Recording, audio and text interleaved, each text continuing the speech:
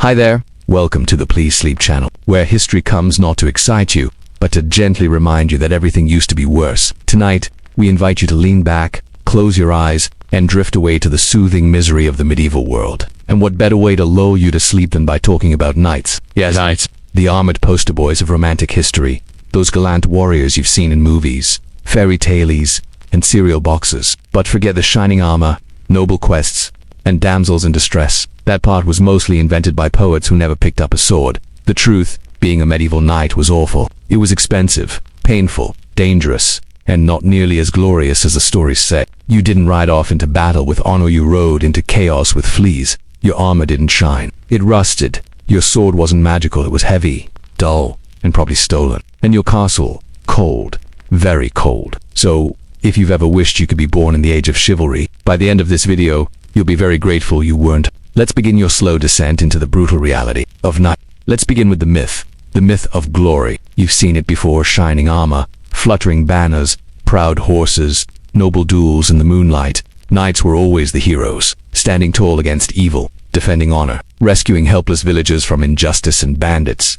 The truth, knights were the injustice, and the bandits usually at the same time. The romantic image of the knight is one of the most successful pieces of medieval propaganda ever created. But that image didn't come from history, it came from stories. From chansons, from courtly poetry, from bored monks writing about the kind of knight they wished existed. The kind who prayed, fought honorably, respected women, and upheld Christian values. That kind of knight looked great in manuscripts. Unfortunately, he rarely existed in real life. In reality, the average medieval knight was less noble champion and more violent landlord with a sword collection. He was born into wealth, trained to fight, and spent most of his time either in battle, in debt, or arguing with other knights about property lines. Glory wasn't part of the job description. Survival was, and even that was hard. But before we get into the misery, we need to understand why this myth of knightly glory even existed in the first place. It's not an accident, it's not even innocent. It's deliberate. For most of the early Middle Ages, knights were little more than mounted thugs, armed retainers of rich lords,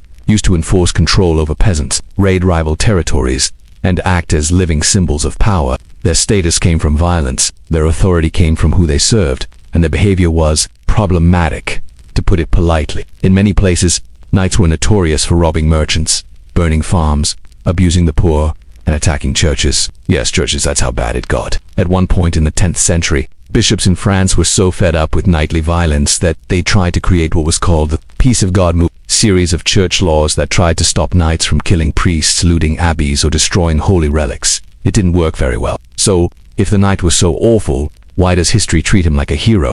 Because eventually, people started writing stories about how knights should behave, not how they actually behave. Around the 12th century, as Europe became slightly more stable and literacy spread among the nobility, poets began crafting tales of courtly knights, brave, chaste, loyal, spiritual. These knights didn't burn villages. They went on quests. They didn't steal from churches. They prayed in them. They didn't harass peasants. They saved them. These knights didn't exist, but they were very popular. Nobles liked reading about themselves as heroes. Clerics liked the idea of warriors who obeyed the church, and everyone liked a good story. So the myth grew: Arthurian legends, chansons de jet, courtly romances, all describing a kind of knight who followed a moral code called chivalry, a code that valued bravery, loyalty, humility, generosity, mercy, and piety. In theory, it sounded great. In practice, it was optional. Many knights had never heard of chivalry. Others ignored it completely, and the rest used it as a public mask. You could slaughter peasants on Monday, then sponsor a tournament on Friday and call yourself a chivalrous knight. The myth forgave a lot. It became a shield, not a standard. Something knights could hide behind, not live up to. But let's talk about what being a knight actually meant. To start with, you had to be rich, not comfortable. Not middle-class rich. Armor was expensive. Weapons were expensive. War horses were so expensive they were basically living treasure chests on legs. Training was expensive.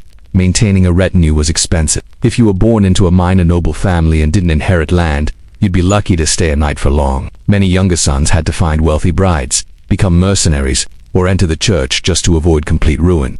Glory didn't pay bills, and being a knight was essentially a very expensive job that frequently tried to kill you. Training began early. Around age 7, you were sent to another noble's household to serve as a page. You learned manners, religion, maybe some Latin if you were lucky, and did a lot of chores. At 14, you became a squire. This meant you got to carry a knight's weapons, clean his armor, take care of his horse, and help him put on his absurdly complex battle gear. You've also got to ride into battle with him, sometimes, which was less exciting than it sounds. If he died, you might die too. If he lived, maybe you'd be knighted one day. But only if you were strong, useful, and your lord could afford the ceremony. If not, you stayed a squire forever, a glorified servant with sword skills and no future. Even if you did become a knight, congratulations, you now lived in a suit of steel that made it hard to breathe, harder to run, and nearly impossible to swim. Armor looked cool, but it was hot, heavy, and exhausting. It could save your life, or trap you inside it as you drowned in a moat, or fell off a horse, or collapsed from heatstroke. Helmets limited vision, mail trapped heat, and the smell after a long campaign was something that modern historians had politely chosen to ignore. And what did you do with all that armor? Mostly you waited. Battles didn't happen every week, or even every year. Knights spent more time patrolling lands, guarding borders, attending feasts, and looking intimidating than actually fighting. When battles did happen, they were short, brutal, and confusing. There were no rules, no elegant duels, just mud, noise, fear, and chaos. Your best hope was to stay on your horse, hit someone before they hit you, and not get crushed under a collapsing pile of chainmail and bad decisions. And even if you survived the battle, you could still die from infection. Medical care was minimal. Wounds were treated with wine, herbs, or cauterization. Tetanus was a silent killer. Gangrene was loud. There were no antibiotics, no painkillers, no doctors. Really, just guesses and prayers. But still, the myth persisted. People still believed, because it was comforting, because it was beautiful, because it gave a violent class of professional killers a reason to think of themselves as honorable. And because, when the story is told well, even suffering sounds noble. But we're not here for the story, we're here for the reality. The steel, the sweat, the debt, the fear, the slow crawl toward a... That's what knighthood really was, and we've only just begun. Being a knight was not a reward for bravery. It was a birthright for the wealthy. If you weren't born into the right family, you didn't become a knight. You might become a foot soldier, a stable boy, a cook, or just another nameless casualty in someone else's war. But the title of knight, that was reserved for people with the right name, the right land, and the right amount of gold. This wasn't a meritocracy. It was a pay-to-play system, and it paid terribly. Knighthood began with wealth, but it ended with debt more often than not. The cost of living like a knight was ridiculous. Armor alone could bankrupt a small estate. A single well-made suit of mail or plate might cost the equivalent of several years of income. And that didn't include the sword, the lance, the dagger, the warhorse, the shield, the helmet, the maintenance, or the upgrades. You needed a spare horse, too, and a squire, and sometimes a cook, and a servant, and a camp follower. All of them needed food, shelter, and sometimes wages. If you went to war, your expenses went up. If you stayed home, you still had to host guests, fund repairs, attend feasts, and maintain appearances. Then there was the warhorse, the medieval equivalent of a military-grade tank crossed with a... These animals were selectively bred, rigorously trained, and treated better than many humans. They needed care, feeding, grooming, and armor of their own.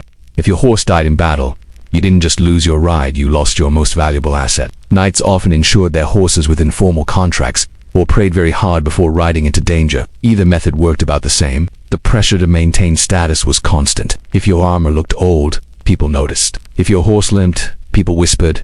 If your banner was faded, you became a joke. You couldn't be a poor knight. The moment you looked poor, you weren't a knight anymore.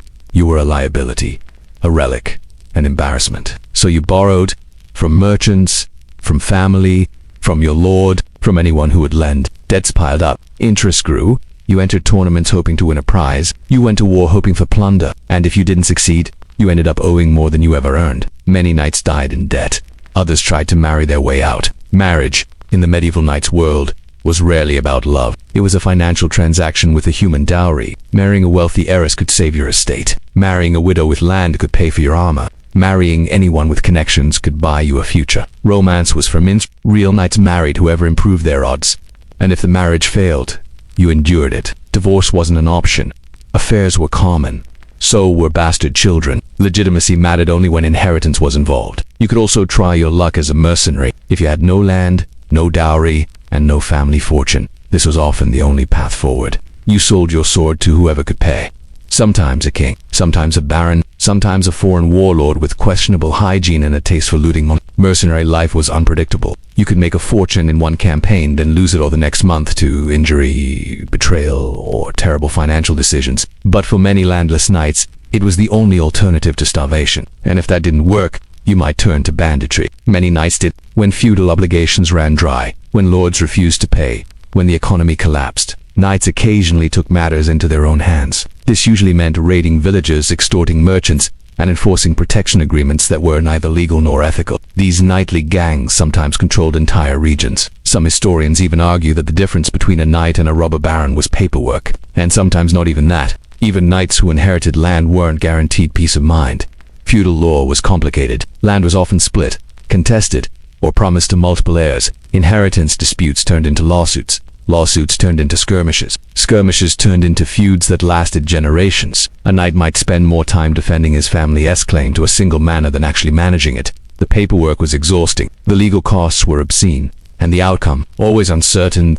Then there were taxes. Yes, even knights had to pay taxes, especially if they weren't particularly high. Kings needed money for wars. Barons needed money for feasts. The church needed money for everything. Tithes, levies, tolls, it all added up. If a knight refused to pay, he could lose his land. If he paid too much, he went broke. If he protested too loudly, he might be labeled a traitor. Balancing loyalty and survival was a full-time job, and there were no holidays. On top of all this, you had to perform military service. This was technically the main job of a knight. When your lord called, you came. You brought your weapons, your horse, your squires, and maybe some men-at-arms. You fought when told. You died if necessary.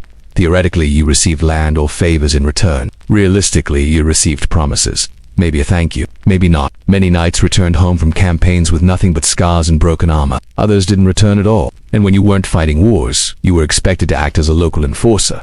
Knights collected rents, settled disputes, oversaw harvests, enforced the law often brutally. You were the government, the police, and the taxman rolled into one. Peasants didn't admire you. They feared you. If you abused your power, there were rarely consequences. If you didn't, you were considered weak. Mercy wasn't profitable. Compassion didn't build wealth. Ironically, many of the same stories that praised knights for protecting the weak were written during times when knights were doing exactly the opposite. The social hierarchy didn't help either. Even if you were a knight, you were still beneath the nobility.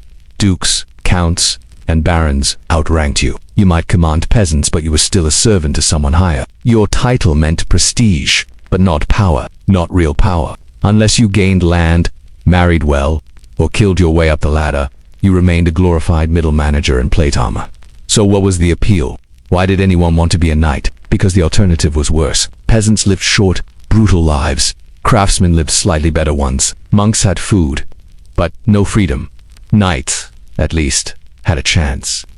A chance at land, a chance at wealth, a chance to matter, and above all, a chance at survival in a world where violence was constant, and protection could only be bought with loyalty and steel. Being a knight was hard, but it was still better than being helpless. Unless, of course, you failed. Then you lost everything. Status, wealth, armor, land. A failed knight was not mourned. He was forgotten. His estate seized. His name disgraced. And his family, if he had one left, to beg favors from former friends. Glory was fleeting. Debt was eternal. And the only thing heavier than a knight's sword was the expectation to succeed without support, without rest, and without complaint. That's what knighthood really was. Not honor, but obligation. Not freedom, but pressure. A job with no days off, no safety net, and very few ways out. You were born rich, or you died poor, and often both.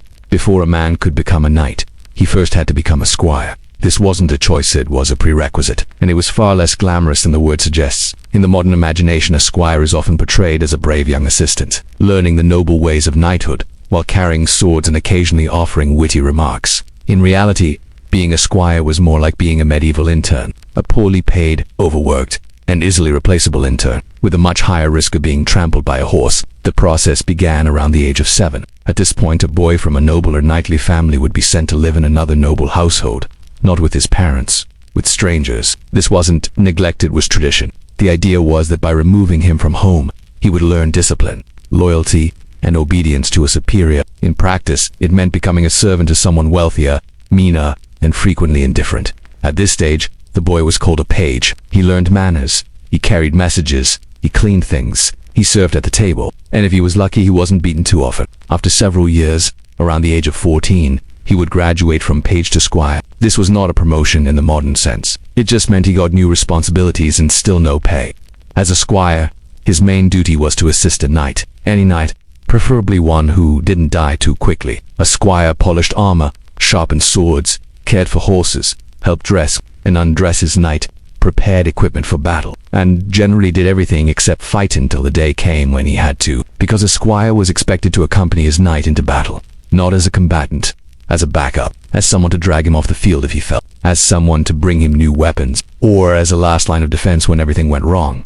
Squires were not protected. They weren't shielded from harm. If an enemy got too close, the squire fought. If the knight died, the squire had to defend the body or die trying, and if the squire survived, he might be knighted.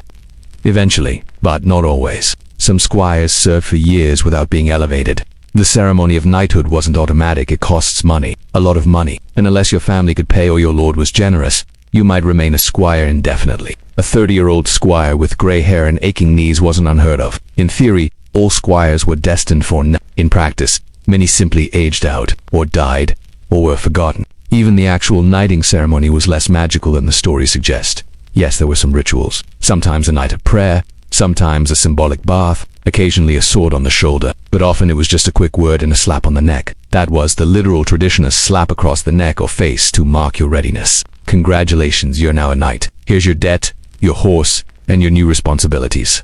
Try not to die. Let's talk about what a squire actually learned. It wasn't all swordplay and jousting. That part came later. If most of a squire's training was logistical. How to maintain weapons, how to pack a saddlebag, how to keep a nervous warhorse calm, how to pitch a tent during a campaign, how to clean blood off a blade without ruining the edge. The combat training, when it came, was inconsistent. Some lords trained their squires rigorously. Others didn't bother. If you had a good teacher, you learned quickly. If not, you made mistakes. And in battle, mistakes were permanent. You also learned how to navigate hierarchy. Knights, lords, clergy, stewards, cooks, everyone had authority over you. Everyone expected obedience, and many expected silence. A squire's life involved a lot of listening and very little talking. You were there to serve, not to speak. Your opinions didn't matter, your dignity wasn't relevant, and if something went wrong, it was probably your fault. There was also no formal education. Most squires were illiterate, unless their family paid for tutors. Reading and writing were not essential to warfare. They were luxuries. You were expected to memorize commands, understand gestures, and remember orders. You learned through repetition, through watching, through punishment. You learned not to speak out of turn, not to question your betters, and not to stand too close to a nervous warhorse with sharp hooves. Many squires died before ever seeing disease, accidents, were all common causes of death. A bad fall, a fever, an infected cut. You could die from stepping on the wrong nail or sleeping too close to someone with the plague, and no one was going to hold a grand funeral for a dead squire. You got buried, maybe, and then replaced. It's also worth mentioning that squires were sometimes abused. Physical punishment was common. Sometimes it was harmless, sometimes it was not. If your knight was cruel, your life was miserable. If your knight was kind, your life was slightly less miserable. But either way, you worked long hours, under dangerous conditions, with very little recognition. You were disposable, replaceable, necessary, but never important. And yet, squires were expected to admire knights, to aspire to become them, to dream of one day wearing the armor they polished every morning. It was a system built on delayed promises. Endure now, suffer now, and maybe one day you too can be exhausted, overworked, and underpaid, but with a title. For some, the dream came true. They were knighted. They fought in battles. They won some glory. They earned land. They married well. But for many others, the story ended early, with a shallow grave, or a broken body, or a quiet retreat into obscurity. There were no guarantees, no security, just the constant hope that if you served well enough, someone might one day call you sir. That was the path to knight, not through valor, but through years of unpaid labor, not through destiny, but through obedience, not through glory, but through grit, grime, and an endless series of humiliations.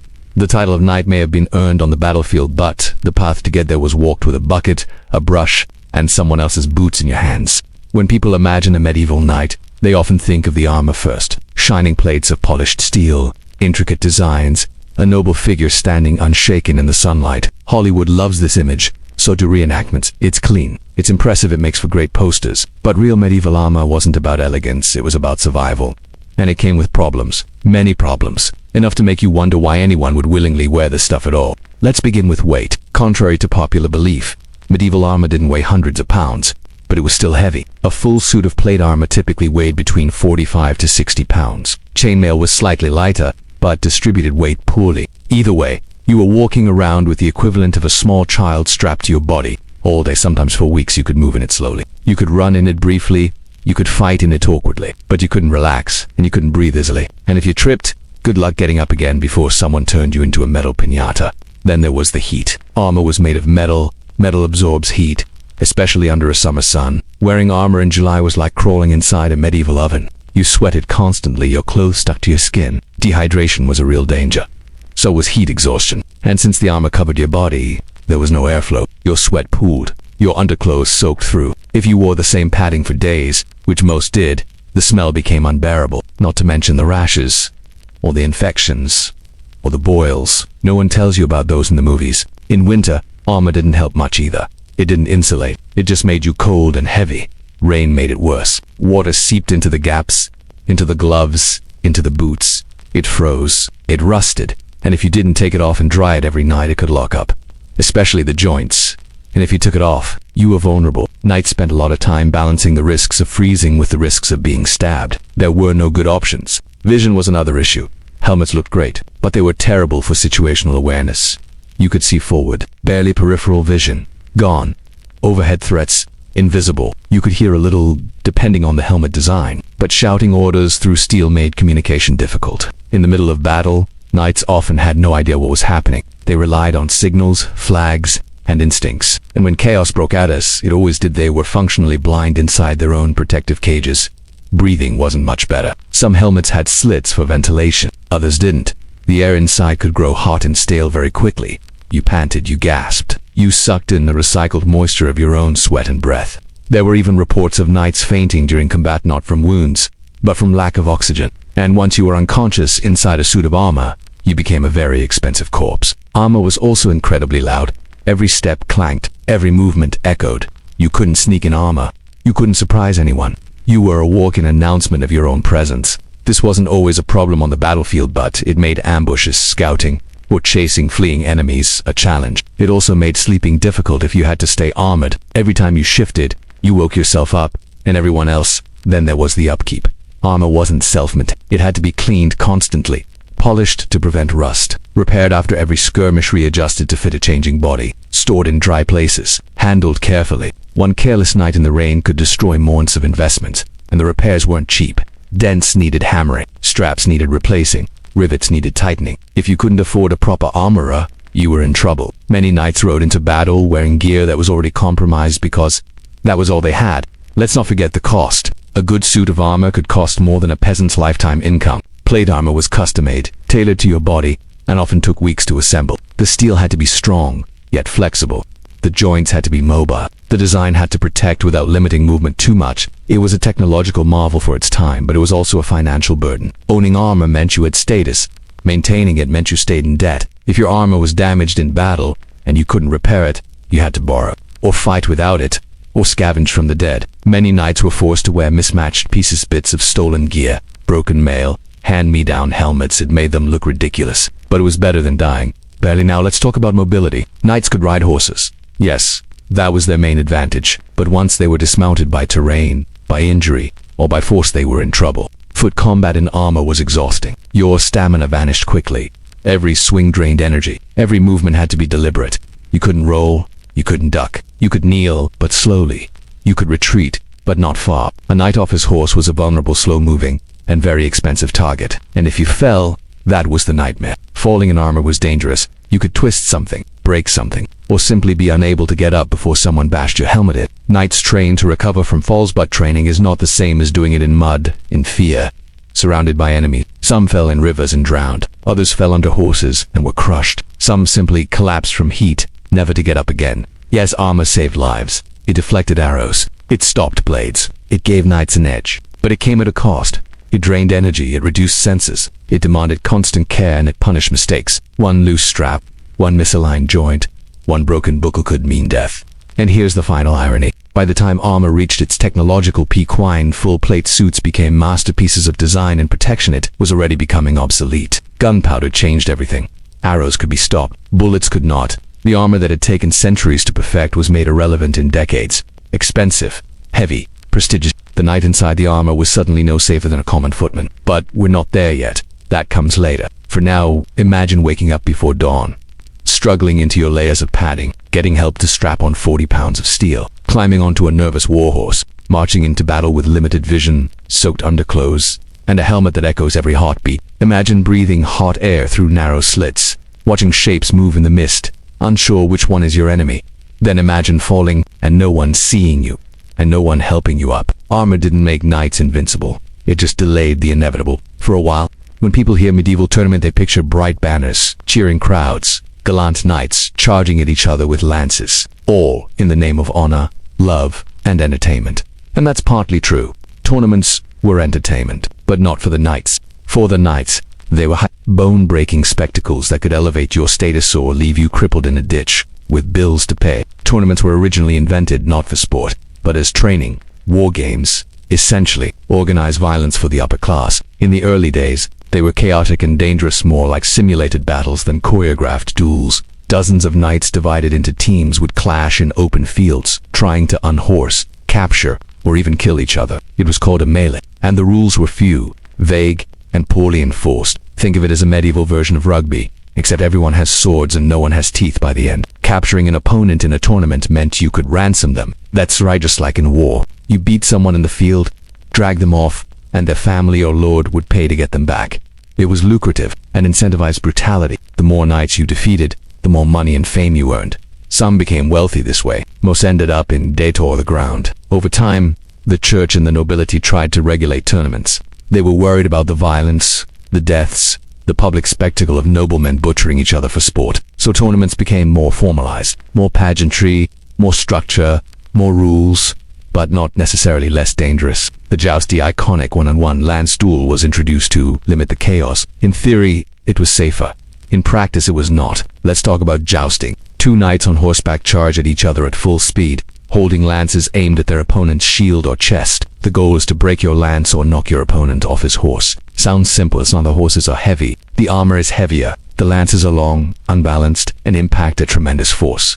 The margin for error is razor thin. Too high, you hit the neck, or the face, or the eye slot. And yes, people died from that. In fact, some of the most famous knights in history died in tournaments. One of the most well-known was King Henry II of France, who took a lance through the eye during a joust in 1559 and died 10 days later. And that was with the modern, refined version of the sport. In earlier centuries, protections were weaker. Lances weren't always blunted and helmets were. But let's say you didn't die, you still had problems. For one, participation was expensive. Tournament armor was different from battlefield armor, heavier, flashier, more decorative, and often completely impractical outside of the ring. You needed a team to help you dress. You needed a trained horse. Entry fees, travel expenses, lodging. If you didn't win, the trip could bankrupt you. And many knights entered tournaments hoping to win back the money they spent entering. It was gambling with your bones.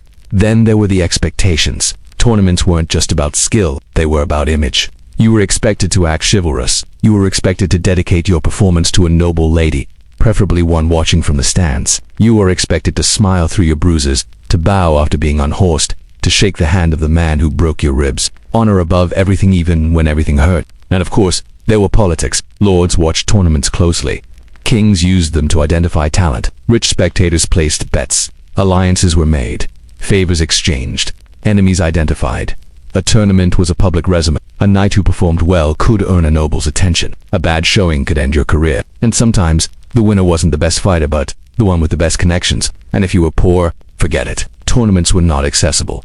They were showcases for wealth, skill, and breeding. Poor knights, if they could afford to enter at all, usually did so in borrowed armor, on second-hand horses. Sleeping in tents they shared with squires. You could win everything with one great match, but most didn't. Most were there to fill the brackets, to fall down dramatically, to lose with dignity, or without it. Let's not forget the toll on the body. Even if you survived unscathed, you were still sore. Your shoulders ached, your fingers cramped, bruised ribs, swollen knees. Helmets caused concussions, lances caused fractures, and all of this was considered normal. You weren't a true knight until you'd broken something in a tournament, preferably your opponent's armor, possibly your own spine. The crowds loved it. For them, it was thrilling. For you, it was exhausting. But you kept smiling, because everyone was watching, and the alternative was worse, being forgotten. Some tournaments offered prizes, gold, land, titles, but most offered nothing. Just reputation, just a chance to be noticed, just a moment in the sun before someone younger and richer knocked you off your horse again. So, yes, tournaments looked glorious. From the outside, from the inside, They were carefully staged chaos, with real pain, real risks, and no guarantees. A battlefield dressed in velvet, a chance to die dramatically, if not meaningfully. And worst of all, if you refused to compete, you were seen as a coward. Backing out wasn't chivalrous, it was shameful. Even if your finances were ruined, even if your body was broken, even if you'd lost every joust for the past 3 years, you had to keep showing up, because image mattered more than survival.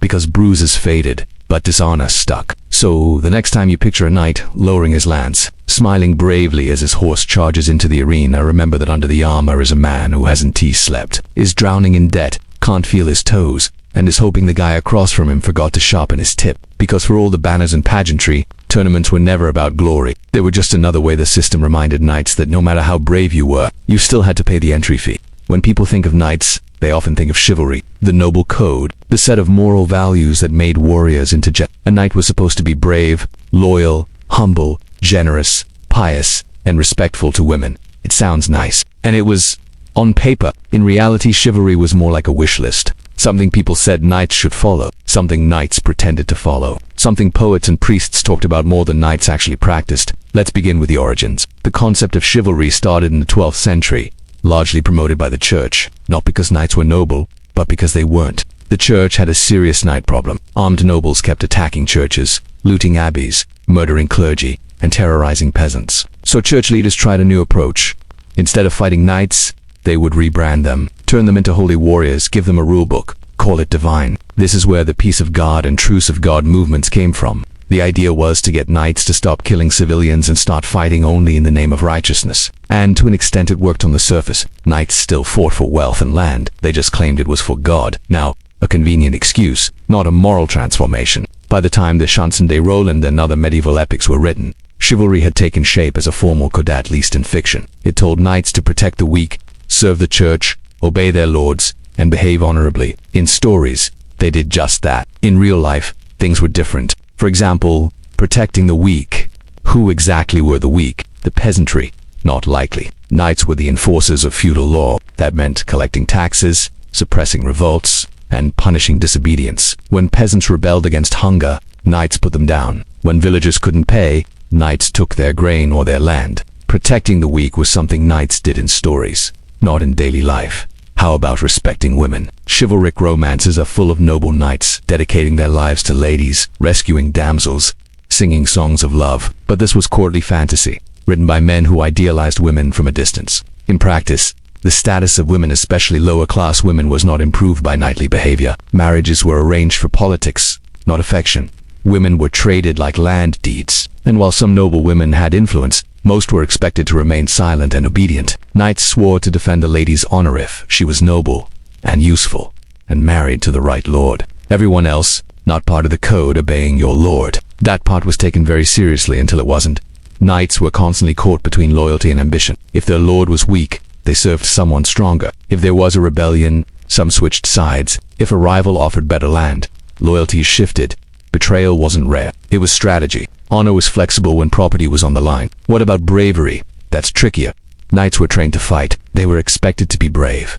But bravery wasn't always rewarded. A single reckless decision could end your life, your family's fortune, and your reputation. So many knights balanced courage with calculation. They chose their battles carefully. Sometimes that meant sitting them out. And then there's humility. Knights were supposed to be humble, which is interesting, considering they wore personalized armor, carried banners with their family crest, had their names sung by poets, and competed in violent tournaments for public applause. Medieval humility was a performance. You could be proud so long as you said the right prayers afterward. The truth is, chivalry was less of a code and more of a branding tool. It made the knight class seem noble and necessary. It gave their violence a moral framework. It justified their privilege. If a knight said he was fighting for honor, then surely he couldn't be just looting villages, right? Surely he wasn't just enforcing class hierarchy by force. Surely he was better than the bandits in the woods even if he did the same thing, but with paperwork. Of course, some knights genuinely tried to follow the code, especially later, when chivalric orders became more formal, like the Knights Templar or the Order of the Garter. These groups held their members to higher standards, at least in theory, but even within these orders, corruption, infighting, and hypocrisy were common. Rules were only rules when someone was watching. And in medieval Europe, that wasn't often. Literature didn't help. As romantic tales of Arthurian knights and holy quests spread, the public image of the knight grew more idealized. People wanted heroes, and writers delivered. They invented virtues where none existed. They gave knights depth and dignity. They created role models, but those models were fictional. Real knights were busy negotiating marriage contracts, squeezing taxes out of tenants, and trying not to bleed too much in border skirmishes. Even by the late Middle Ages, when chivalry was seen as outdated, people still clung to the myth, because it was beautiful, because it felt better to imagine knights as protectors rather than oppressors, because stories are more powerful than facts, especially boring, violent, muddy facts. The idea of chivalry survived long after knights stopped mattering. Renaissance writers still praised it. Victorian authors romanticized it again. Modern media continues the cycle. But if you strip away the poetry, what you're left with is a job that required violence, wealth, and loyalty to a system that protected power. A job that sometimes asked for honor, but more often demanded obedience. A job with a uniform of steel and a reputation built on lies. So yes, chivalry was a code, but like most codes, it said more about what people wanted knights to be than what knights actually were. When we imagine a medieval knight, we rarely think about what he ate. We imagine the armor, the sword, the castle, maybe even the horse. But we forget that underneath all the metal, knights were just people. People who got hungry. People who needed calories. People who, like everyone else in the Middle Ages, often ate poorly and suffered for it. Let's start with the basics. Knights were wealthier than peasants. That's true, they had access to better ingredients. But better in the 13th century wasn't the same as better today. Most food was either salted, dried, boiled, or stale. There were no refrigerators, no microwaves, no consistent seasoning. Spices were rare and expensive. So were fresh vegetables in winter. Most meat came heavily salted or smoked. Most bread was dense, dry, and made from coarse grains. Eating wasn't a pleasure, it was a duty. Knights needed calories. Lots of them. A man in armor could burn thousands of calories a day just from marching, training, or riding. That meant big meals. But big didn't mean good. Most meals were based on bread, porridge, and meat when available. The bread was often made from rye or barley, less refined than modern wheat, and sometimes mixed with things like beans or peas to stretch the dough. If that sounds bland, that's because it was. Meat was a luxury. Nobles and knights could afford more than peasants, but not always by much. Hunting rights were restricted. You couldn't just go into the woods and kill a deer. That land belonged to someone, usually a higher lord or the king. Poaching was illegal and dangerous, so most knights ate domesticated animals. Pigs, chickens, geese, occasionally beef. Game was reserved for feasts or rewards. You might get a boar on a holiday. Most days it was pork stew or boiled chicken, with no garlic, no pepper, maybe onions, maybe not. Fish was common on fasting days, of which there were many. The church mandated several fast days each month, plus Lent. On those days, no meat was allowed, so knights ate dried cod, pickled herring, or fish pies. Again, not exciting, and not fresh unless you lived by a river. Some monasteries raised fish in ponds, but most knights didn't have that luxury. Vegetables were eaten, but not praised. Medieval thought classified foods by their qualities: hot, cold, moist, dry. Leafy greens were considered cold and moist, which meant bad for digestion, so they were cooked until limp and gray, or avoided altogether. Root vegetables, onions, turnips, parsnips were more common. They filled the stomach but offered little taste. Dairy was, maybe milk didn't store well. It went sour quickly, so most of it was turned into cheese or butter. These could last longer, but only if you had the tools and knowledge to make them. Some knights had dairy animals on their estates. Others bought from local peasants. Either way, it wasn't a daily luxury, and the milk wasn't pasteurized. If it smelled funny, you drank it anyway. Drinks mostly ale. Water was often unsafe, especially in towns. Ale was low in alcohol and drunk all day. Wine was for the rich. Knights near vineyards might drink local varieties. Imported wine was expensive and usually bad. Sweet wines were considered high. Dry wines were for lower ranks. Most were mixed with water, or spices, or both. Grape juice wasn't an option. Salt was everywhere. Meat was salted. Fish was salted. Cheese was salted. Bread sometimes, too. Sugar existed but was extremely rare. A true luxury, imported from far-off lands. Honey was more common, but not used daily. So dessert usually meant dried fruit, nuts, or occasionally spiced cakes during feast days. Speaking of feasts, let's be clear, they weren't daily. Knights didn't dine like kings every evening. Feasts were reserved for religious festivals, weddings, victories, or major events. Then yes, you might see a roasted swan, a glazed boar, a pie stuffed with birds, or something absurdly decorated. But that was showmanship. Afterward, it was back to barley stew and boiled pork. Food safety was another issue. No one understood bacteria. No one checked temperatures. Rotten meat was sometimes covered in sauce to hide the smell. Bread grew mold. Butter went rancid. People ate it anyway, because there was no alternative. And because the human body though resilient, wasn't designed for constant salted gruel. This brings us to teeth. Knight or not, dental hygiene was primitive. Toothbrushes existed in crude forms. So did tooth powders made from herbs, charcoal, or even crushed bones. But they weren't used consistently, and toothpaste didn't exist. Sugar was rare, but when it came, it did damage. Most knights had dental problems by their 30s. Tooth decay, infections, abscesses. There were no just barber surgeons with pliers.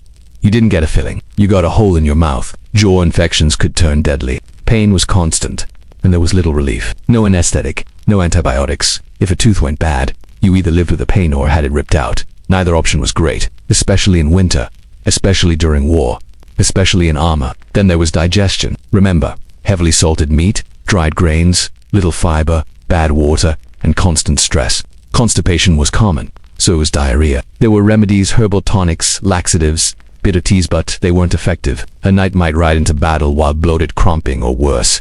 There were no breaks, no clean latrines, just trenches, or nothing. Food also had class built into it. A knight didn't just eat to survive, he ate to show status. Eating white bread instead of rye, eating pork instead of beans, drinking wine instead of ale. These weren't just preferences, they were symbols. If you didn't display your wealth through food, people noticed and judged. So even if you couldn't afford it, you had to pretend. This led to debt. Some knights borrowed money just to host feasts, to impress a lord, to gain favor, to seem important. And once you started borrowing for food, it was hard to stop. You couldn't go back to peasant rations. That would be shameful. Better to owe silver than look poor. And of course, food distribution during war was a disaster. Campaigns stretched supplies thin. Armies looted villagers. Bread ran out, meat spoiled. Knights ate hard biscuits, dried beef, or whatever they could steal. Hunger was constant. Starvation was not rare. A siege could trap a knight in a castle with no food for weeks. Some ate rats. Some ate leather. Some ate leather. Not very chivalrous. So no, being a knight didn't mean eating like royalty. It meant eating what was available, what was preserved, what was edible. Sometimes it was fine, often it was disgusting, and occasionally it was deadly. Underneath all the honor and armor, knights were just human, hungry, tired, and full of salted pork and regret. Let's be honest, knights were created for war. That was their entire purpose. They weren't philosophers, they weren't poets. They were armed men on horseback, trained to fight, kill, and enforce authority. In pop culture, war is where knights shine. Heroic charges, dueling for honor. But the truth is far less exciting. For most knights, war was miserable and terrifying, and often very boring. Let's begin with how a knight went to war. You didn't just ride off one morning shouting, "To battle." You had to be summoned, usually by your liege lord, who owed military service to the king. Knights were part of the feudal obligation system. That meant when the king said, "I need soldiers," your lord said, "Yes, of course," and then you got dragged into it. You didn't have much choice. Refusal wasn't just dishonorable, it was illegal, treasonous. Even once summoned, knights were expected to bring their own gear, their own weapons, armor, horse, and sometimes servants or squires. This was expensive. Not everyone had the resources. Many knights were land rich, cash poor, meaning they owned property but had no money to outfit a proper war band. Some borrowed equipment, some took out loans, some begged their lords for help. War was not cheap, and there was no reimbursement for lost helmets or dead horses. Then came the waiting, because medieval campaigns involved a lot of waiting. For supplies, for orders, for reinforcements. You might march for days without seeing a single enemy. You camped in muddy fields, slept in wet tents, ate bad bread, drank warm ale, listened to rumors, stood in formation for hours. Most of war was not fighting. It was being cold, hungry, and confused. And when you did fight, it wasn't elegant. It wasn't even coordinated. Battles were chaotic. Communication was poor. There were no radios, no field maps, no synchronized clocks. Orders got lost. Trumpets were misinterpreted. Flags couldn't be seen in the fog. Many knights had no idea what was happening around them. They just followed the man in front and hoped he knew where he was going. Once battle began, things got worse. The noise was deafening. Horses screamed. Metal clanged. People shouted, cried, and died loudly. You couldn't hear your commander. You couldn't see through the dust. You couldn't breathe through your helmet. Your horse reared. Someone shoved you. Someone stabbed you. Maybe someone helped you up. Maybe they didn't. Let's talk about combat. Movies show clean sword fights, but real medieval combat was messy. Knights aimed for weak points. The neck, the armpit, behind the knee. Blades got stuck in armor. Spears snapped. Maces crushed bones. Most deaths came from blunt trauma. You didn't stab someone, you broke them. Then beat them again to make sure. It wasn't personal. It was survival. And then there was mud. So much mud, especially in England and northern France. Horses sank into it. Men slipped. Armor guard filthy weapons jammed. Mud slowed everything. It made running impossible. Fighting in mud was like wrestling in Malassez with a sword. Many battles were lost not from tactics but from terrain. Some knights were lucky enough to be if you were captured and valuable, your captor could sell you back. That meant you lived. It also meant debt, because your family had to pay. Sometimes entire estates were sold to by one knight's release. If you weren't valuable, you might be killed, or maimed, or just left to rot in a muddy ditch. Chivalry didn't apply when the other side was angry, starving, or unpaid. Injuries were common. So was infection. A simple wound could kill you in days. Gangrene, blood poisoning, tetanus. There were no antibiotics, no antiseptic. Doctors didn't understand germs. Wounds were cleaned with wine, if you were lucky. Otherwise they were cauterized, or not treated at all. Missing fingers, rotting teeth, and festering gashes were part of life. A healed knight was just a slightly less damaged one. And war never really ended. Even if a battle was won, the campaign continued. March to the next castle. Wait for siege engines. Dig trenches. Starve the enemy. Defend your own supply lines. Siege warfare was slow and brutal. Weeks of sitting outside cold stone walls, hoping someone inside surrendered before your side froze or ran out of food. You didn't storm castles every day. You stood in mud and watched birds fly overhead. And if you were the defender, things were worse. You were trapped inside. No escape. No reinforcements. Food ran out. Water went foul. Disease spread fast. Morale broke. Sometimes you surrendered. Sometimes the enemy broke in. And when they did, it was bad. Surrendering knights might be the rest slaughtered. Not always, but often. Massacres happened. No one liked to talk about it, but everyone knew. Meanwhile, your home estate was unattended. Crops rotted. Peasants got restless. Bandits returned. A rival lord might seize your land. Your absence left a power vacuum. You were winning glory far away while losing everything back home. And there was nothing you could do. Some knights loved war. They thrived in it. They built reputations, earned land, gained political favor. But most didn't. Most returned maimed, traumatized, or broke. PTSD wasn't understood, but it existed. Some knights came home quiet, withdrawn, violent. Others drank. Others went back to battle because it was the only thing they knew. And sometimes you died anonymously. No songs, no tomb, just a rusted breastplate in a shallow grave. No one remembered. No one mourned. Your name lost. Your sword looted. Your war forgotten. So yes, knights were warriors. But war wasn't glory. It was pain, waiting, filth, noise, and fear. It was a duty, a burden, a cycle that rarely favored the ones doing the actual bleeding. In the end, war didn't make you noble. It just made you tired. People like to imagine a knight's daily life as full of adventures, sword fights at dawn, jousting by noon, feasting by candlelight. But real life was slower, much slower, and much less exciting. Because when knights weren't fighting, they were mostly waiting for orders, waiting for harvest, waiting for news. And in between the waiting, they did chores, a lot of them. Let's begin in the morning. A knight typically woke up early. The exact time varied depending on the season, but it was usually around sunrise. There were no alarm clocks, just natural light, and maybe a servant. The knight would dress not in armor, but in ordinary clothing. A tunic, hose, cloak, if it was cold. Armor was for war, not breakfast. Next came prayer. A knight was expected to be pious, at least in public, so most mornings started with brief personal devotions. If he lived in a castle with a chapel, he might attend mass. If not, a private prayer would do. Religion was routine, not always heartfelt but always visible. Then came breakfast, usually light, bread, maybe cheese, possibly cold meat from the night before, ale or weak wine to drink. Water was avoided, unless you liked getting sick. No coffee, no sugar, no eggs unless it was a feast day. Breakfast was functional, you ate it quickly and moved on. After that came training or state management. If the knight was young or had squires, he might train. That meant riding horses, practicing with swords, or doing mock combat drills in the yard. Sometimes archery, sometimes wrestling. Training wasn't flashy, it was repetitive and exhausting, but it kept your skills sharp and your muscles sore. If you were an older knighter or in a time of peace, you spent the morning dealing with estate business. That meant reviewing reports, checking harvest yields, settling tenant disputes, signing documents, or hearing complaints. A knight wasn't just a fighter, he was a manager, a landlord, a bureaucrat with a sword on the wall. Midday brought dinner, which was the main meal of the day. It was eaten earlier than we're used to, usually around 11 a.m. or noon. A typical meal included bread, stew, some form of meat or fish, and maybe a vegetable. If you were lucky, you got fruit. If you were rich, you got wine. If you were realistic, you got whatever the cook could scrape together. After dinner, more work. Training continued. Patrols might be ordered, horses might need checking, supplies might be in times of war, the afternoon was used for weapons maintenance, sharpening swords, repairing armor, fletching arrows.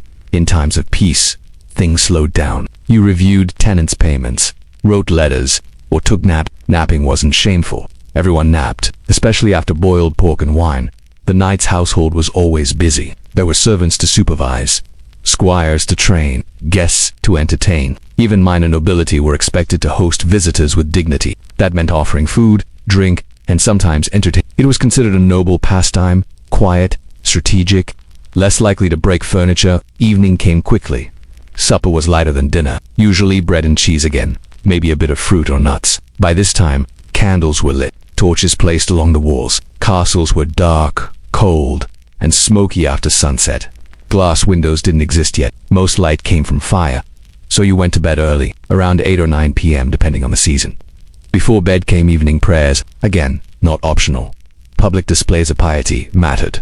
So you knelt, you crossed yourself, you mumbled the same words you said that morning. Then you went to your chamber, undressed, and collapsed into a lumpy straw mattress.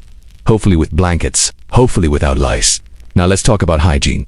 There wasn't much. Nights bathed, occasionally maybe once a week if they were clean, once a month if they weren't. Hot water was a luxury, soap was rare, baths required effort, servants had to heat water, carry it, pour it into a tub, clean it up afterward. Most nights settled for wiping down with cloths, changing tunics, brushing off dust. Perfume helped. So did the Nile. Teeth were rarely brushed. Fingernails were ignored. Hair was long, greasy, and full of whatever fell into it during the day. And toilet habits, chamber pots, outhouses, the occasional castle garderobe, stone seat over a chute that led directly into the moat. No privacy, no comfort, just cold air and bad smells. Daily life was seasonal. In summer nights supervised fields, oversaw planting, collected rents. In winter they stayed indoors, read religious texts, drank heavily, and waited for better weather. Some played music, others hunted. Hunting was a nightly activity. It trained reflexes, kept horses fit, and filled the larder, but it was also restricted. You couldn't hunt in royal forests without permission. Doing so could get you fined or hanged. Holidays offered some variation. Feasts, religious celebrations, tournaments if you could afford to travel, but for the most part, days blended into one another. Work, pray, eat, train, repeat. Even romance wasn't exciting. Marriages were arranged.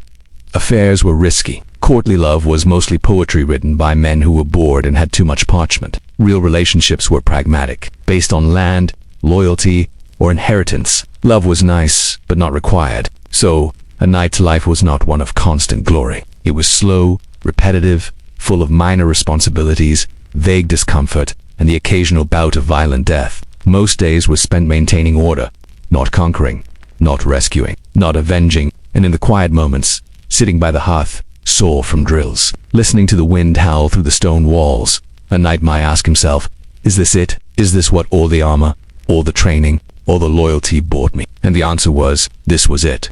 Being a medieval knight meant more than just knowing how to fight. It meant navigating the endlessly complicated, deeply exhausting, and often dangerous world of feudal politics. Because in the Middle Ages, you weren't just someone with a sword, you were someone's vassal. You owed loyalty. You were owed loyalty. And both of those things could get you killed. The feudal system looked simple on paper. Kings granted land to lords. Lords granted land to knights. Knights served the lords. Everyone owed something to someone. But in practice, it was chaos. Because every relationship came with conditions, expectations, and obligations, and everyone was always trying to renegotiate the deal. Let's say you're a knight, you've been granted a small estate. In return, you owe your lord military service, usually 40 days per year, but that number could change. Maybe your lord wants 60, maybe he wants money instead, maybe he just wants you to show up at his court and pretend to be useful. You have no real choice. You do what you're told, or you lose your land. But it doesn't stop there. Your lord also has a lord, maybe a duke, or a prince, or the king himself if his loyalty shifts. So does yours. And if there's a rebellion, which happened, frequently you're forced to choose sides. Stay loyal to your immediate lord and risk being labeled a traitor by the crown, or support the king and betray the man who gave you your land. Either choice could ruin you. Then there were the taxes. Yes, even knights paid taxes. Not in coins, usually in the form of grain, livestock, or military support. But still, it was a cost. You were expected to equip yourself, feed your retainers, maintain your estate, and provide men when summoned. And if you failed, you were fined, or worse, accused of failing your duty, which could cost you your title. And speaking of titles, they were never secure. Land was inherited. Yes, but only if you were in favor. If the king didn't like you, your family could lose everything. If a rival lord made a better political marriage, your influence might disappear overnight. If you were accused of disloyalty, even falsely, you could be tried. And trials weren't fair. They were political theater. The verdict was decided before you arrived. Marriage was another political trap. You didn't marry for love. You married for land, for alliances, for influence. And once married, your new family expected loyalty to it. That meant you could be caught between your birth family and your in-laws. If one rebelled, who did you support? The people who raised you, or the people who gave you a new estate? Sometimes, you were forced to swear loyalty to two lords. This happened often in border regions. A knight might hold land from a French duke and an English earl. When those two fought, as they often did, the knight had to choose. Choosing wrong meant losing everything. And even choosing right might not save you. And let's not forget favoritism. Medieval courts were full of it. Kings had favorites. Dukes had advisors. Some knights were promoted based on skill. Most were promoted based on connections. If you knew the right bishop, you advanced. If you married the right cousin, you got land. If not, you stayed stuck, no matter how brave you were. It was a system built on loyalty. But loyalty was currency, and it could be bought. This meant that even in peacetime, your position was never safe. One bad rumor, one lost political bet, one lord falling from grace, and your whole career vanished. Your name removed from rolls, your land reassigned, your family relocated, and there was no appeal. You also had to attend court. Frequently, these weren't fun. They were long, cold, and full of speeches. You had to dress properly, say the right things, clap at the right time, laugh at jokes you didn't understand. Every lord wanted to appear powerful, and you, the knight, were part of the background. Decorative loyalty, expected to nod and bow and agree. And if you refused, if you tried to live quietly on your land and avoid all the politics, you were seen as suspicious. A knight who didn't show up to court. Maybe he's plotting something. A knight who didn't join a campaign. Maybe he supports the enemy. A knight who stayed silent. Maybe he has something to hide. In other words, the only safe move was to participate constantly, loudly, publicly, and hope no one noticed your weaknesses. But here's the catch. Every other knight was doing the same thing, which meant everyone smiled while secretly looking for your weak spots. Every rival might become a lord. Everyone talked. Everyone spied. Everyone wanted something. So daily life was not just about swords and prayers. It was about reading the room, knowing which lord was rising, which bishop was falling, which rumor was gaining traction. You weren't just a fighter, you were a player in a dangerous game. And the rules kept changing. In the end, the most exhausting part of being a knight wasn't the war, or the armor, or the cold winters. It was pretending.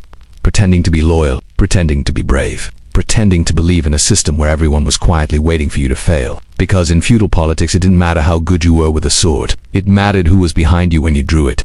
When most people think about medieval knights, they imagined tournaments, jousting, cheers, flags, waving in the breeze. The knight in shining armor knocking his rival off a horse to win the heart of a lady. In reality, tournaments were long, violent, exhausting, and expensive. They weren't noble contests. They were job interviews with a high chance of injury. The first thing to understand is that early tournaments weren't just jousting. The earliest forms, in the 11th and 12th centuries, were chaotic mock battles called mock. Hundreds of knights rode out over open fields in teams. They fought with real weapons. There were no proper rules. The goal wasn't to win in the modern sense, it was to capture opponents, ransom them, and show off your skill. If that sounds a lot like war, it's because it was. Tournaments were practice wars. The line between training and actual combat was blurry, and so were the consequences. Many knights were maimed. Some were killed. Helmets caved in, bones broke, horses trampled riders, and there was no medical staff waiting on the sidelines. If you got hurt, you bled until you didn't. Jousting, the individual lance and horse contest, came later. It was cleaner, simpler, but not safer. The goal was to break your lance on your opponent's shield or armor. Not to kill, but accidents happened all the time. Misplaced strikes hit faces. Splinters went into eyes. A shattered rib could puncture a lung. Even if you survived, you might never walk the same way again. So why did knights do it? Status tournaments were one of the only ways a knight without powerful connections could get noticed. Win a few marches and you might attract the attention of a rich noble, or even the king. You might get offered a position in someone's household, or be granted land, or be offered a wealthy marriage. It was social mobility with a steel tip. But it came at a cost. First, there was the armor. Tournament armor wasn't always the same as battlefield armor. Some knights had special suits made heavier, more decorated, more restrictive. A full tournament harness could cost as much as a small manor. Then there was the horse. You needed a destrier, trained for charging. War horses weren't cheap. Feeding and transporting them was even worse. Then there were the entry fees, travel expenses, lodgings, squires, servants, and bribes. Yes, bribes, getting placed in the right bracket, avoiding certain opponents, or receiving fair treatment from judges often involved quiet gifts. If you were poor, you didn't stand a chance. So knights took out loans, mortgaged land, pledged future winnings. It was gambling, dressed up as honor, and the odds weren't in your favor. If you lost early, you got nothing. If you got injured, you might be ruined. If your horse died, you had to replace it. If your armor broke, you couldn't compete again until you fixed it. All of this created enormous pressure to win not for glory, but for survival, which meant some knights cheated. They filed down weapons, used illegal armor, hid blades in their gauntlets. Some tournaments turned into brawls. The audience loved it. Lords smiled. But for the knights, it was just stress in a different costume. And speaking of the audience, they mattered. Nobles attended tournaments not just for sport, but to scout talent who looked impressive, who carried themselves with dignity, who bowed correctly, spoke politely, acted with the right mix of humility and arrogance. Tournaments were about showmanship. You weren't just a fighter. You were a brand. Say the wrong thing to the wrong duchess, and your career was over. Not because you lost a match, but because you didn't flatter her dress. And then there were the ladies, courtly love, poems, handkerchiefs, thrown from balconies. Again, this was theater. Romantic attention at tournaments was almost always performative. Married women supported knights with symbolic gestures, but actual relationships, dangerous. Adultery accusations could lead to exile, or worse, most knights kept things strictly ceremonial because they had too much to lose. Even victory wasn't always rewarding. If you won, you were expected to be generous, throw a feast, donate winnings to the church, give silver to your squires. Modesty was expected. If you gloated, you made enemies, and enemies could sabotage you later. A humble winner was a safe winner. By the late Middle Ages, many were so heavily regulated that they barely resembled combat. Blunted weapons, prearranged, matches fancy costumes, less war game, more pageant. Still dangerous, still political, but with more velvet. And if you were a knight trying to make a name for yourself in that system, it could feel hopeless. Competing against richer, better-equipped nobles, risking everything for a brief mention in a bard's song, standing in a field, in armor that didn't fit right, sweating through your tunic, wondering if it was really worth it. Most knights never won tournaments. Most never placed. Most just tried not to fall off the horse too early.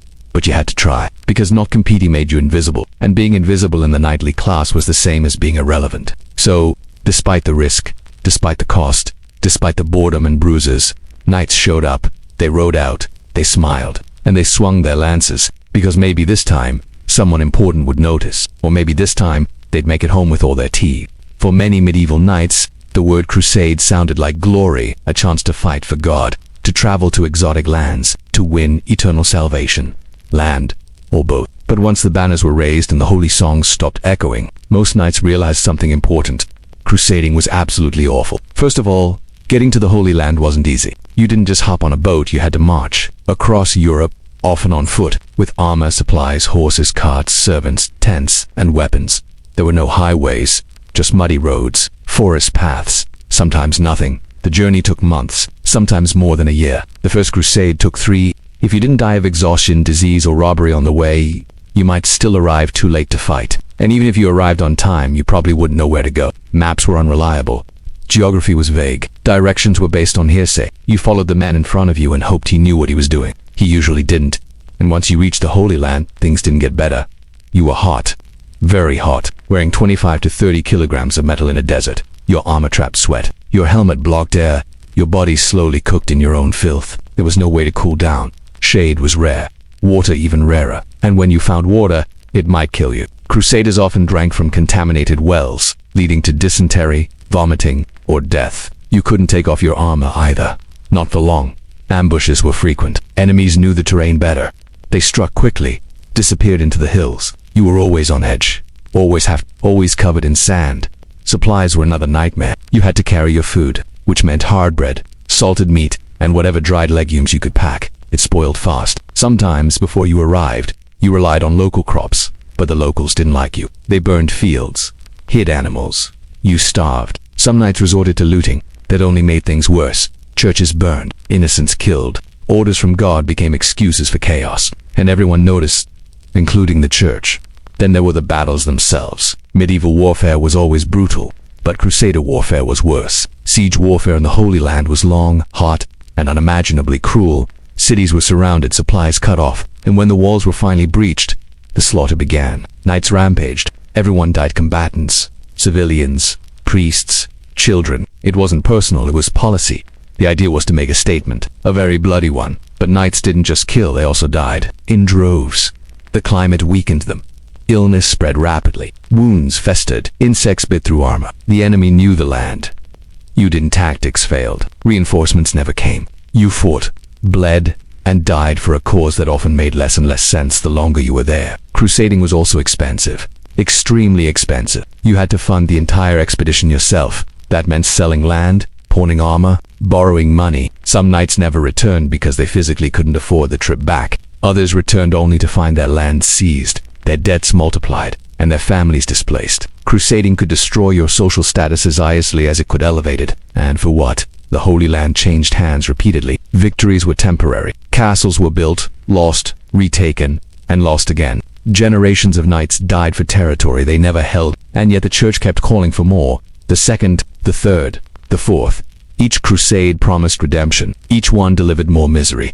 Even worse, not all crusades were against Muslims. Some were against Christians. The Albigensian Crusade in southern France targeted Catholic heretics. Whole towns were wiped out. Knights were ordered to slaughter people who shared their language, their faith, their customs. It was confusing, demoralizing, and deeply political. Religion was the excuse. Power was the goal, and knights were just the weapon.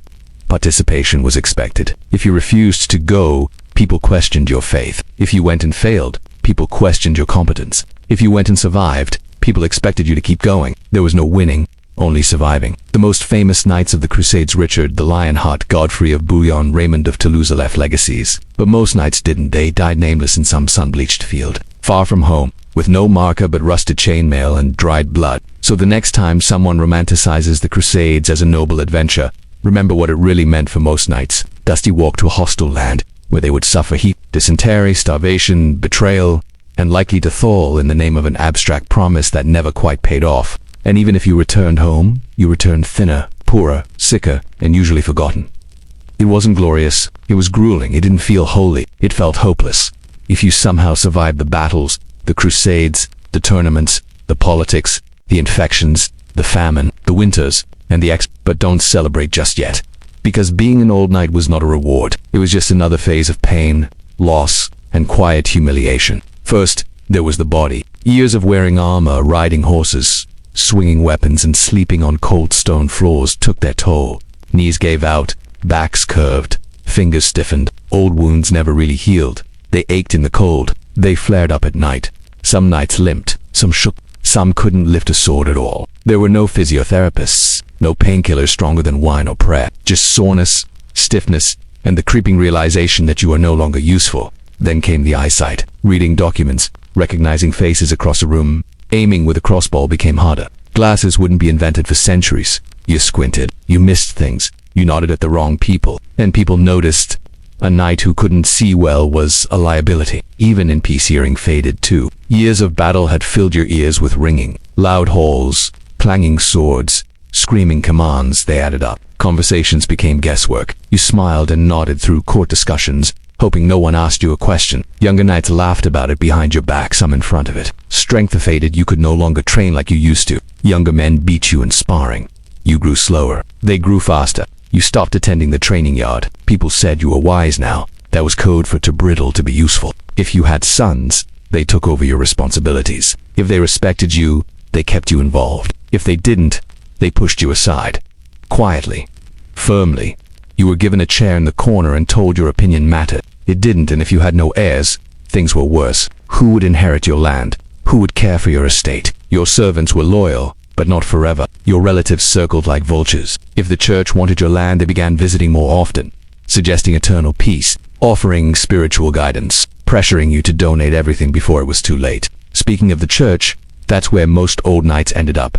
In a monastery, or pretending to live like one. Some retired to small castles. Some gave everything away and became monks. Some joined military orders like the Templars or Hospitallers. If they were still mobile, it was seen as noble, but often it was desperation. No family, no money, no other option. You became Brother Geoffrey instead of Sir Geoffrey. You went from charging into battle to copying Latin texts very slowly. Your hands shook. Your Latin was poor, but no one expected much.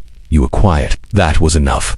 The real insult came from memory. No one remembered what you had done. You fought in battles that were no longer discussed, served lords who were now disgraced, supported kings who were now dead and hated. Your glory faded. Songs were sung about newer knights. Statues were built for others. Your name was on a charter somewhere in a damp archive.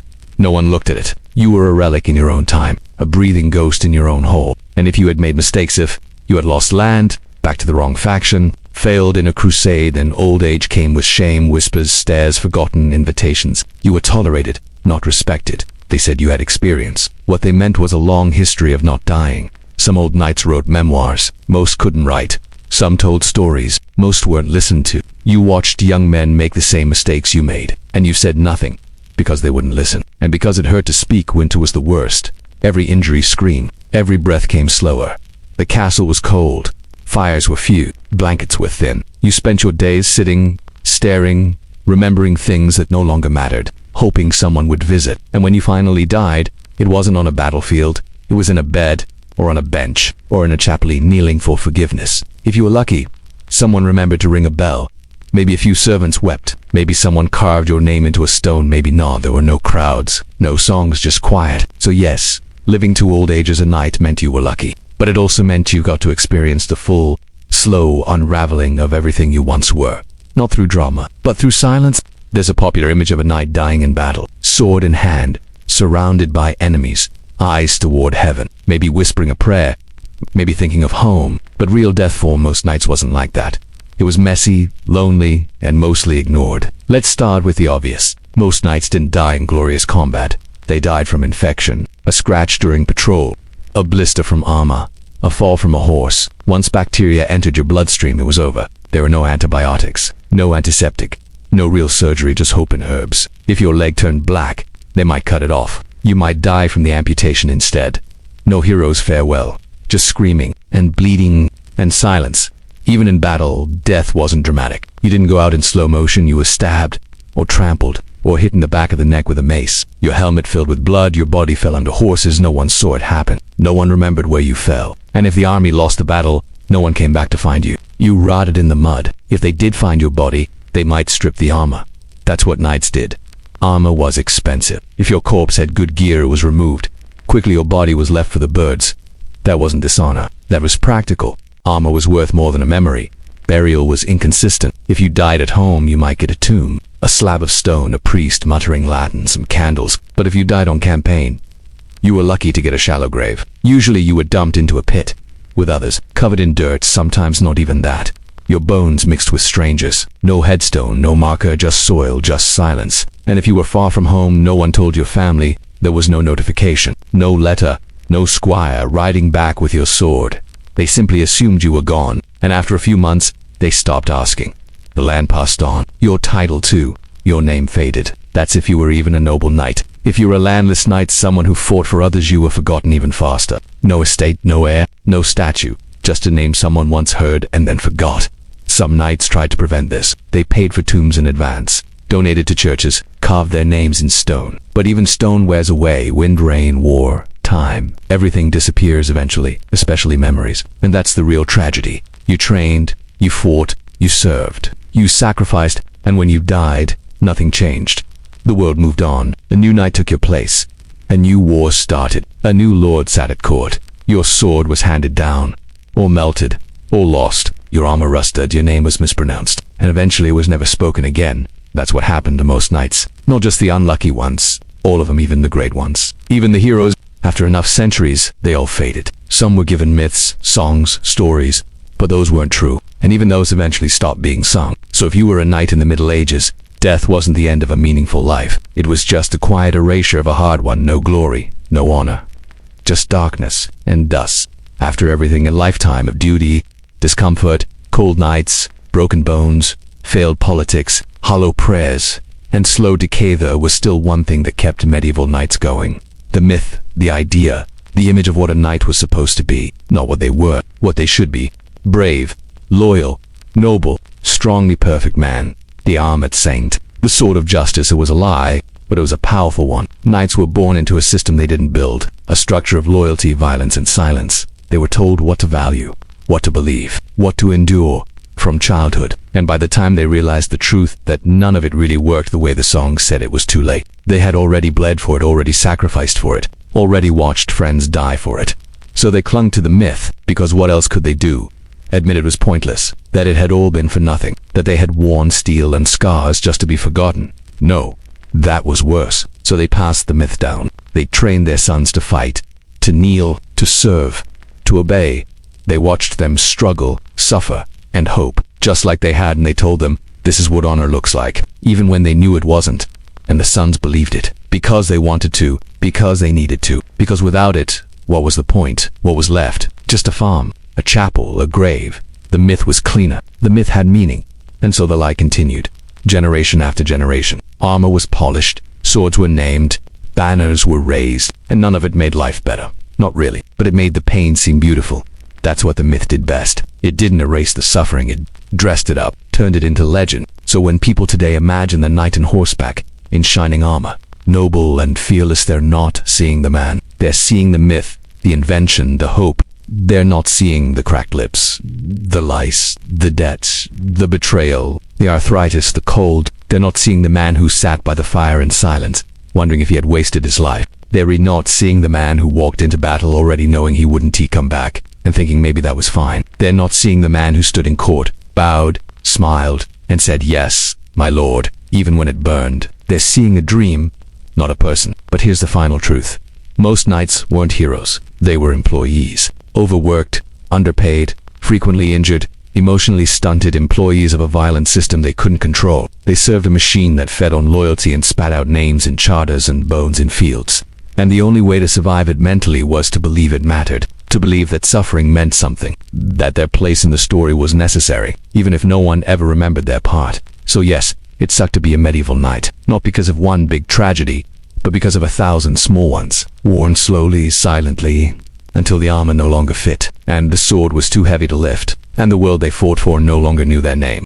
And now, as we close the book on the long, heavy, rusted life of a medieval knight, we re-left with a question that echoes louder than swords ever could. Was it worth it? For the average knight, life wasn't a poem or a painting. It wasn't glory wrapped in chainmail or honor etched in stone. It was cold mornings in muddy fields. It was waiting in armor to tight, for orders to vague, from lords to distant to care. It was carrying a name that didn't belong to you, serving a system that didn't see you, and dying for causes that changed with the wind. They were born into it. Sons of minor nobles, sent to train before they could think, taught to obey before they could question. Pain was discipline. Silence was strength. Prayer was armor for the soul, even when it didn't work. Their lives were spent walking a line between pride and obedience, between survival and sacrifice. And through it all, they were told they were lucky, that they were honored, that they had status. But status doesn't fill your stomach. It doesn't fix broken bones. It doesn't bring back a friend crushed beneath a horse, so it doesn't make winter warmer. And when war came, it didn't ask who was brave. It asked who could afford to bleed longer. Knights weren't the kings of the battlefield. They were tool-sharp, polished, and disposable. When they succeeded, their lord took the credit. When they failed, they took the blame.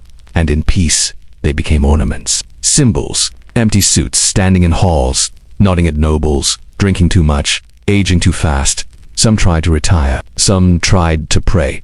Some just disappeared. And the myth marched on without them. Because in the end, that's what knights truly served, not a king, not a cause, but a story. A shining illusion that turned all their misery into something noble, something romantic. A story that made their pain look meaningful, that made their slow, difficult lives seem beautiful to everyone except themselves. And maybe that's the saddest part. Not that their lives were hard, but that no one told the truth about it. Not then, not now. So tonight, if you think about knights, don't think about glory. Think about the man behind the visor, tired and lonely, quiet, just trying to hold it together. And maybe, for once, let him rest. Thanks for listening.